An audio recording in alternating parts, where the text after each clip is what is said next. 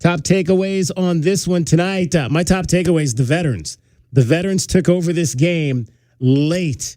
And Anthony Del Orso, the one thing I had written down in my notes, I think when the Cats were down 8, I wrote down 57-49 with about 7 minutes to go. I wrote down in my notes, Jaden Bradley has to look to score more. And immediately he hit a jumper after that. What did he have? 2, 4, 6, 8, 11, 13. 13 of his points down the stretch. After I wrote that in my notes, 13 of his 15 points came in the final 7 minutes of this game to lead the Wildcats to a win in Los Angeles. Jaden Bradley needs to score more, needs to be more aggressive. Well, that happened, and Arizona won. That's my top takeaway. Kelvin. It's when you see that, it's about picking your spots. You playing in a game, you playing in a tight game, and you're picking your spots. You're seeing how the flow is going. You're trying to get Pete going. You're trying to get Berries going. You're trying to get Crevis going. You're just playing the game. And then when you see that it's time to affect it, hey, he stepped up and made plays there, man. I really love the way Crevis played. I mean, it was spots to where I was like, this may be his coming out party, because now he looked like that guy. He's looking like that guy that Coach Lloyd always talked about, because, man, some of the moves he made in that paint, driving to the paint, just being aggressive. UCLA came and brought a fight, man. They came to win today, but Arizona just stayed together.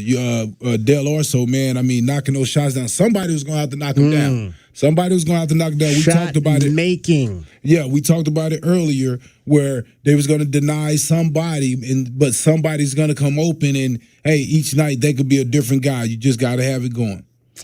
J.W. Madden. Yeah, I mean, you guys already said it. I think when it comes to UCLA and Arizona games, when it's Mick Cronin-led UCLA team, I think you just kind of throw out the stats, because we see Arizona teams that score 90 score 55 versus that team. We've seen that time and time and time again. So I think we all knew in our hearts that this was going to be an ugly-ish game, that you were going to see guys who are maybe new to college basketball struggle a little bit. Like, for instance, Dwayne Aristode, right, gets in, a couple costly turnovers, didn't get back in the game.